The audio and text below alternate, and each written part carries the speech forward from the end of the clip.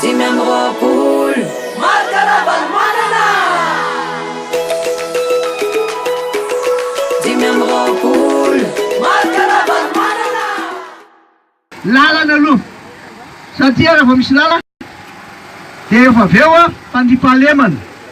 raha tsisy mihitsy ny lalana sarotra manentsika ireo olo-dratsireo reto ahoana nanenjena azy ke ianao raha anaty fotaka ny tômobila dia mihitsy koa izy lasa lalana maintsy amboarina dia misy karazana lalana misy ny lalana goudron zay lalam-pirenena ny kamarony misy ny lalan-tany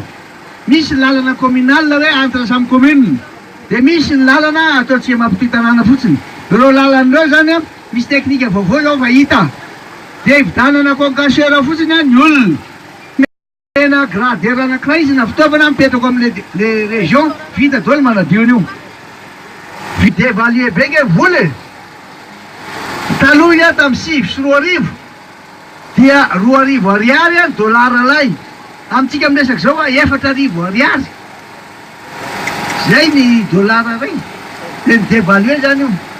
dia zay koa ny fitsabony maheno mihitsy azy toerana rehetra naleko fa aza marary any marina am'izao fotoan'izao fa tena mijalina io dia zay ny tsy maintsy jerevana ary manarakarak'izay a ireo vehivavy zay tena malala fahasairana ny tanàna jerevana zay fomba amezana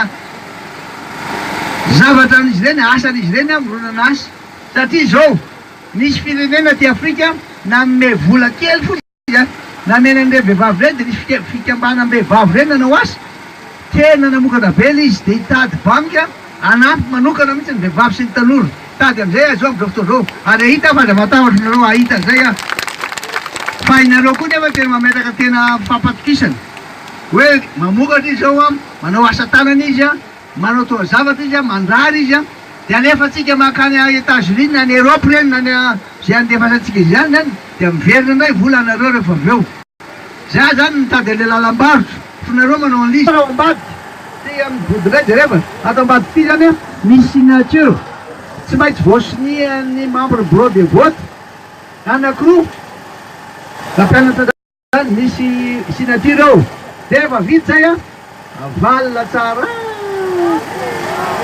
landada azonareo dia zay dia eo am'izay a aloha netana zay boto am'le hoe ahoana ny arovana an'le vato satria tonga ny olona fidy tena mandany fotoana nefa ne tsisy miaro ny vatotsika mpanangana fatsy mpandrava isika fidio ny kandida laharana 5 amby 20